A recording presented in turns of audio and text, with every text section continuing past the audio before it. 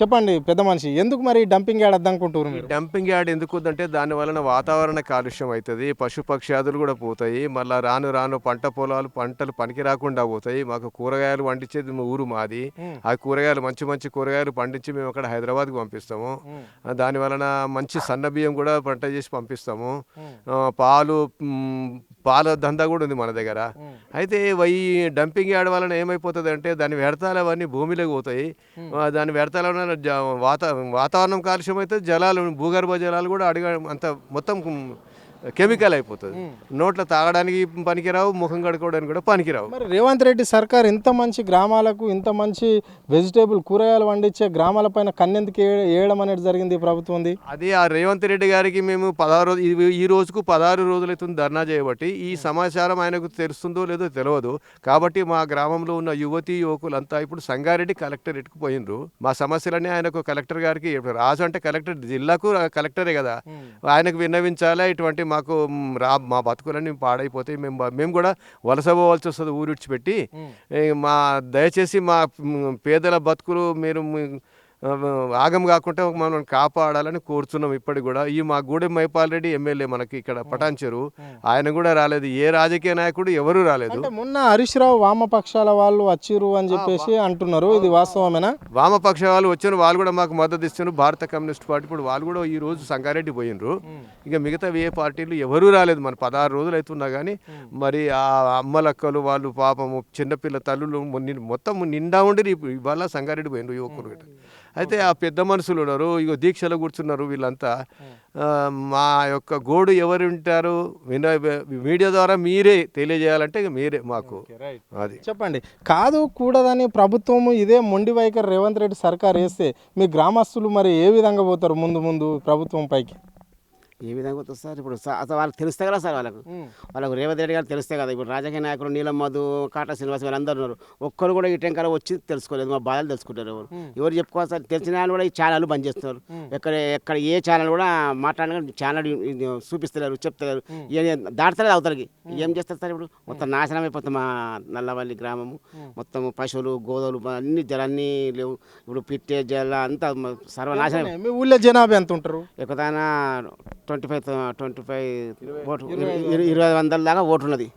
ఇక మొత్తం పిల్ల జలాగైతే 5,000 4,000 దాకా ఉంటారు మా నల్లవారి గ్రామం. ఇక అవతల గుమ్మదాల మండలి కింద ఉంది సార్ ఇది. ఇక పెద్ద చెర పబ్లిక్ అయితే మొత్తం నాశనం పట్టిస్తుంది సార్. వాళ్ళు వచ్చి వీళ్ళు వచ్చారు, ఒక్కరు బయట ఒక రాజకీయ నాయకుడు వచ్చి మాకు తెలుసుకుంటారు. వస్తే ఏం బాధ ఉందని తెలుస్తలేరు, ఏం చేస్తారు అసలు వస్తున్నారు పోతున్నారు అంతే. ఒక్కరు కూడా జేఎస్ఎల్ వచ్చారు, వాళ్ళందరూ వచ్చారు. మన కంప్లైంట్ కూడా కమ్యూనిస్ట్ సిపిఐ మద్దతు ఇచ్చింది. ఆ సిపిఐలు వాళ్ళు తీసుకొని కంప్లైంట్ కొట్టించి సంగారెడ్డి పోదామని చెప్పారు. పొద్దుగాల బాగానే 6 వ్యాన్లు 7 వ్యాన్లు కట్టారు, తీసుకొని పోయిస్తారు. మరి ప్రభుత్వం కాదు కూడదని ఇట్లనే మొండిగా వ్యవహరిస్తే ఎట్లుంటుంది? మరి మీరు ఏం చూస్తారు? ఇప్పుడు వచ్చే ఎలక్షన్ ఎట్టు సార్? ఇప్పుడు ఓటర్లు వస్తే వాళ్ళకి సరిపోని గుణపడని చెప్తాం. ఇప్పుడు ఎవరు రారు, ఈ రాజకీయ నాయకులు ఇప్పుడు ఎవ్వరు రాలేరు. ఇప్పుడు ఇక్కడికి వస్తలేరు, ఒక్క మనిషి కూడా వస్తారు మస్తు. మరి ఎందుకన్నా మీ ఊరికి వస్తుంటే అక్కడ పోలీసు వాళ్ళు కూడా కూర్చున్నారు, బాగా ఎంట్రీలో ఉన్నారు అంటే ఎక్కడ పడితే ఎక్కడ మీరు దీక్ష చేసే దగ్గర ఇక్కడ పోలీసు వాళ్ళు కనిపిస్తారు. దీనికి అంత కారణం ఏంది? డెమిటియాలు ఎత్తేయాలనే కూర్చుంటున్నాం. డెమిటియాలు ఎత్తేయాలనే కూర్చున్నాం సార్. చాలా చెత్త వస్తే మా పిల్లల బతుకులు ఎట్లా, మా బతుకులు ఎట్లా? ఇంకా బతికే చాలా రోజులు ఉన్నది. కొంచెం మంచి చిన్న చిన్న పిల్లలు మా బతుకు ఆగమైపోతుందని డెమిటియాలు తీసేయాలని మేము కోరుతున్నాం సార్. రేవంత్ రెడ్డి వేపిస్తున్నా అంటారు, వాళ్ళది అంటారు, ఇల్లు అంటారు, కానీ ఈ వద్దని మేము చేస్తున్నాం. నిరాదీక్ష చేసి రాత్రే పట్టుకుపోయారు అందరినీ. ఈ ఊళ్ళోకి వెళ్ళి ఎంతమంది పట్టుకుపోయారు? ఎన్ని కేసులు అయినాయి అన్న? కేవలం ఈ నల్లవల్లి ప్యారానగర్కి సంబంధించిన వాళ్ళపైన? పారనగర్ కాదు, మా నల్లవల్లిలోనే 50-60 మందిని పట్టుకుపోయారు. రాత్రి 1 గంట, రాత్రి 12 గంటల రాత్రి పట్టుకుపోయారు సార్. మొత్తం లేపుకొని పోయారు. సరే చెప్పండి పెద్ద మనిషి, ఎందుకే మరి ఇన్ని రోజుల నుంచి దీక్ష చేస్తున్నావు? ఇక్కడ మీరు ప్రజాస్వామ్య దేశంలో ఉన్నారు అంటే రాజకీయ నాయకులకు ఓట్లు వేసారు కదా. ఇప్పుడు ఏ రాజకీయ నాయకుడు కూడా మిమ్మల్ని పరామర్శించడానికి కానీ మీ సమస్య ఏంటి అని చెప్పేసి స్థానికంగా ఉన్న ఎమ్మెల్యే కూడా మరి మిమ్మల్ని అడిగండి వచ్చి ఈ గ్రామంలో? మాకు ఏ ఎమ్మెల్యే రాలే, ఇంతవరకు ఏ రాజకీయ నాయకుడు రాలే. మా ఊరిని ఖరాబ్ చేయడానికి మాత్రమే అక్కడ డంపింగ్ యార్డ్ వేసారు. ఎందుకంటే చిన్న చిన్న పిల్లలు ఉన్నారు, ఈ ఊళ్ళో వ్యవసాయ భూములు ఉన్నాయి. ఆ నీరు మొత్తం సింక్ అయ్యి బోల్డర్లకు వస్తాయి. తాగడానికి నీళ్ళు కూడా కలుషితం అవుతాయి. అలాంటప్పుడు మేము ఎక్కడ వెళ్ళాలి? ఊరిసబెట్టి ఏం చేయాలి? ఎట్లా బతకాలి? దాని గురించి మేము నిరాహార దీక్ష చేస్తాం. ఉంది. అంటే ఇప్పుడు ఎన్నికల ముందు ఇక్కడ డంపింగ్ యాడ్ వస్తుంది అని చెప్పేసి ఓట్లు అడిగి రవిలు ఎవ్వరు ఏ రాజకీయ నాయకుడు చెప్పలే, ఏ రాజకీయ నాయకుడు డంపింగ్ ఆడు వస్తుంది ఇక్కడ అని ఎవరు చెప్పలే. చెప్పిన ఉంటే వారికి కానీ ఎవరికి కానీ ఓటు వేయకపోతుంటే, ఓటు వేసినాక గెలిచిన తర్వాత ఇప్పుడు మాకు ఈ బాధ. ఎందుకంటే మా పిల్లలు ఉన్నారు చిన్న చిన్నగా, వాళ్ళకు లేనిపోని రోగాలు వస్తాయి, చేతగాని వాళ్ళం ఉన్నాం, మాకు కూడా కలుషితమవుతాయి నీళ్లు తాగితే మాకు కూడా బీమాలు వస్తాయి. ఇక్కడ ఏం పంటలు వండాయట కదనే, అంటే ముఖ్యమంత్రి అలాంటి ప్లేసులనే ఇప్పుడు ఎన్నుకుంటున్నారు కదా ఈ కంపెనీలు వేయడానికి కానీ ఈ డంపింగ్ యార్డ్ వేయడానికి కానీ. అంటే పంటలు వండని ప్లేస్లో ప్రజలకు హాని జరగని ప్లేసులలో వేస్తారు కదా వీటిని, మరి వేస్తారు కానీ మా ఊళ్ళో మొత్తం పంటలు వండుతాయి. పంటలు మా ఊళ్ళో వరి పండిస్తారు, ప్రతి ఒక్క కూరగాయ, కాకరకాయ, బీరకాయ, బెండకాయ, వంకాయ, టమాటా ప్రతి ఒక్కటి మా ఊరి నుండి.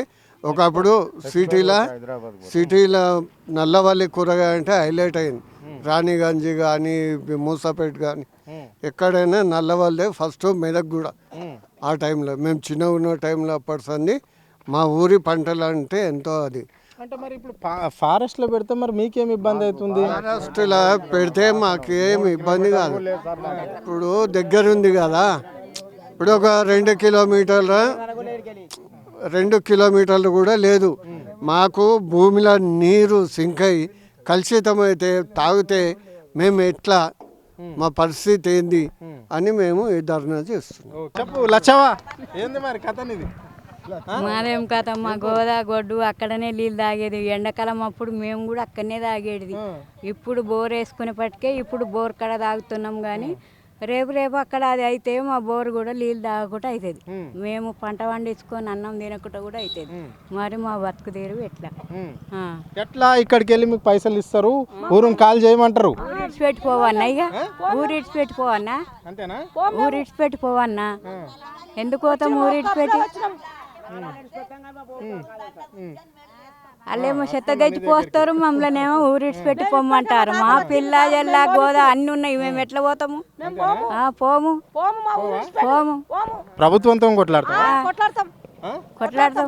నువ్వు ఇక్కడ ఎందుకు దీక్ష చేస్తున్నారు, ఎందుకు ధర్నా చేస్తున్నారు? డంపు యార్డ్ వద్దని మాత్రమే రైతు చేసి పెట్టుకొని దీక్ష చేస్తున్నాం, అంతే.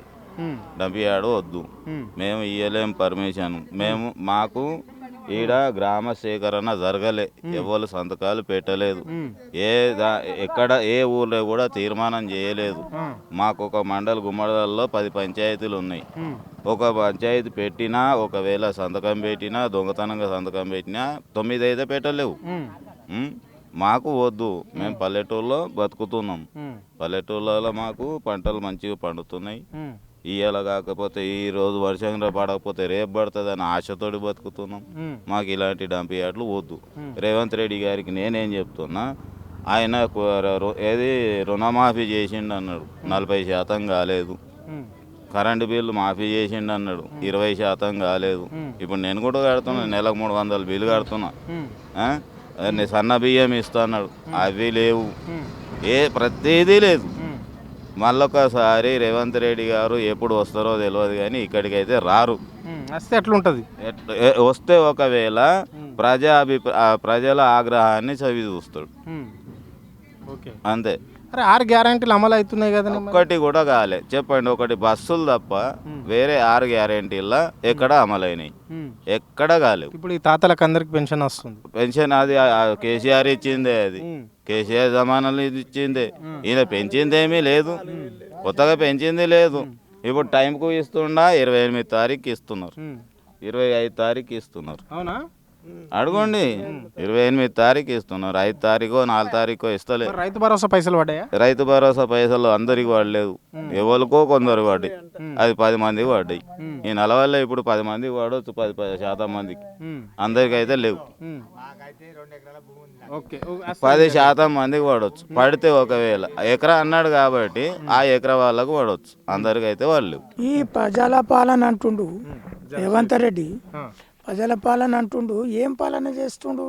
మరి పట్నం చేత తీసుకొచ్చి పల్లెల్లో వేస్తే ఎన్ని పల్లెలకు నష్టం అవుతుంది? ఇది చుట్టుముట్టు 20 గ్రామాలు నష్టమవుతాయి. వాళ్ళు ఎక్కడ బతకాలి మరి? ఆ నీళ్ళు ఏడ తాగాలి? ఏం నీళ్ళు నువ్వు ఇస్తావా? వీడికే 10 బోర్లు వేస్తే ఒక్క బోర్ పాస్ అవుతుంది. ఆ నీళ్ళు తాగుదామంటే నేను చెత్త తీసుకొచ్చి పోస్తున్నావు. మేము ఎట్లా బతుకు? మా జీవితం ఎట్లా గడవాలి? మా పిల్లలు మీ పిల్లలు అవుతారు. రేపు పిల్లనోడు ఇచ్చేటోడు లేడు. మరి ఇక మరి ప్రజాపాలన అంటావు, నీ దగ్గరికి వస్తే మరి నువ్వు ఇది బంద్ చేస్తావని మేము ఇది దీక్ష చేస్తున్నాం. బంద్ చేయకపోతే ఏం చేస్తాం? ఏదన్నా తెచ్చుకోవచ్చు. మాకు పోయిమని మా ఊళ్ళు 10 ఊళ్ళో పెట్టి ఉన్నది. 10 ఊళ్ళకి ఏమన్నా పోసి ఆయనతో పోసుకోమను, ఆయన రాజ్యం ఏలుమను. ఇంత అయితే మాకు ఇందిరమ్మ రాజ్యంలో అట్లా ఉంటుందా మరి? మరి ఇంద్రన్న రాజ్యం అంటున్నావు, ప్రజల పాలన అంటున్నావు. మరి ప్రజల పాలన కనబడతలేదు. ఇది రమరాజ్యం అన్నట్టు, నాదే రాజ్యం అన్నట్టుగా చేస్తున్నావు. వాడు తాగి పోతూ ముఖ్యమంత్రి అని ఆయనను బంద్ చేసినాం. నీకేస్తే నువ్వేం పుణ్యం చేస్తున్నావు? మాకు రైతులకు ఏం మేలు కనబడతలేదు. రైతుల ప్రభుత్వం రైతులకు మేలు చేస్తా, రైతులకు భరోసా ఇస్తున్నా, రైతు భరోసా ఇస్తున్నా, రుణమాఫీ చేస్తున్నా, 6 గ్యారంటీలు పథకాలు కూడా, పెన్షన్లు కావచ్చు అన్నీ ఇస్తున్నామని చెప్పేసి ముఖ్యమంత్రి అంటున్నాడు. నేనే ఇప్పుడు రాజశేఖర రెడ్డి ఉన్నప్పుడు 40-50 ఏళ్ళ నుంచి నేను కాంగ్రెస్ తప్ప ఇంకొక దానికి నేను అడ్జస్తలేను. నువ్వు కాంగ్రెస్ వాడవు మాకు చేస్తావు అనుకున్నావు. నాకు 20 వరకు రుణమాఫీ కాలేదు. అయ్యో, రుణమాఫీ కాలేదు, 20 వరకు కాలేదు. రుణమాఫీ కాలేదు నాకు 20 వరకు. నా భార్యకు 2 ఎకరాలు 3 ఎకరాలు ఉంది. కానీ మిత్తికి రాజశేఖర రెడ్డి మాఫీ చేసిండు. కట్టున రాజశేఖర రెడ్డి కట్టున మాఫీ చేసిండు, మళ్ళా ఇప్పించిండు. ఈయన అట్లా కాదు, ఇక ఇస్తా నేను ఇస్తున్నా అనుకుంటా ఒకటేగా తెంగిండు. ఇక ఒకటి ఇది సగం మందికి చేసిండు, సగం మంది ఊళ్ళో సగం మందికి మాపైనాయి, కొన్ని మాపే కాలేదు. ఊళ్ళో ఒకటి కాదు. రైతు భరోసా పైసలు ఏంది? రైతు భరోసా అన్నాడు, ఆనకాలం ఇయ్యలేడు. ఇప్పుడు అన్న సరికి ఇప్పుడు కూడా 20 వరకు ఇయ్యలే.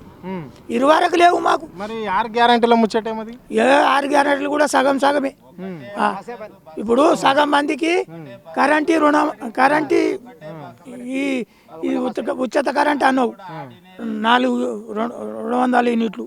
అది కూడా తక్కువ లేదు. బస్సులు కూడా సగం మందికి వచ్చినాయి. ఇప్పుడు పోయిన వాళ్ళకి కొంతమంది బస్సులు అన్నతోటి, ఆడవాళ్ళకి కొంతమంది గరీబులో సరిపుదా నయమే.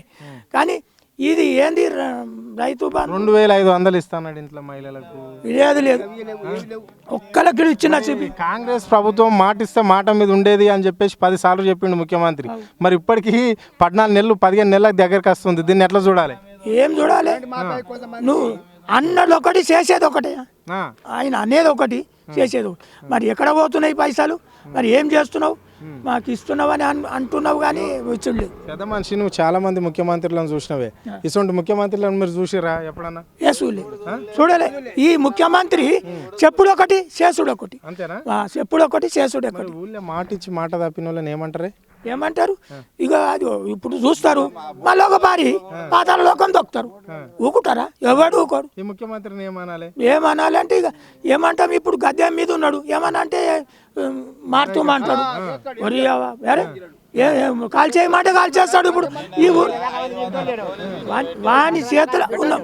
ఇప్పుడు పోలీసు అంతా ఆయన చేతుల, మిలిటరీ ఆయన చేతుల. హుకుము అలా అంటే వస్తుంది.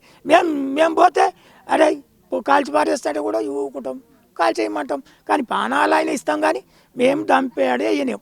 ఆయన ఇచ్చిన పెన్షనే మెల్లంగా ఇస్తాడు. ఇవాళ లేవు. ఎవరు ఇచ్చిన పెన్షన్? చంద్రశేఖర్ ఇచ్చిన పెన్షనే. ఇప్పుడు 4,000 ఇస్తాడు సూపర్స్కు. అది ఎందుకు చెప్పాడు? గెలుస్తామని. అన్ని ఆధారాలు గెలిచిండు. మొత్తం ఒక్కడిని మన కరెక్ట్గా చెప్పలే. బస్సు పెట్టిండు, ఎందుకు పెట్టిండు? అది లేడీస్కి కొంతమంది దొంగ పథకం పెట్టిండు. వచ్చి ఆడలు ఉంటుంది, మొంగతం కొట్టాడు. ఇప్పుడు నా పిల్ల చెప్తా, ఆదరణ కొట్టుకు దెంగపై 50 గుంట అక్కడ జరిగింది. నేను తిరిగి ఆడుకోవాలి. ఆడ దొరుకుతుంది, నా చూసి ఇంకొద్ది ఆగుతుంది. ఇలా చేసి బస్సు 2 రూపాయలు తక్కువ చేయనుండే, 2 రూపాయలు తక్కువ చేయనుండే. లోకానికి మస్తుకు కిలోమీటర్ మీకు వెళ్ళి 2 రూపాయలు తక్కువ చేసి ఉండే. అది అందరికి ఇమ్మడి ముడు. మరి ఏంది 6 గ్యారెంటీల ముచ్చట ఉంది? తులం బంగారం ముచ్చట అది పోయింది. రైతు బంధు పోయింది. బ్యాంకులో 1,00,000 రూపాయలు అంటే 2 లక్షలు మాపాడు. నాకు 80,000 బాకీ ఉంటే 24,000 కట్టించుకోండు. 24,000 కట్టించుకోండు మళ్ళా.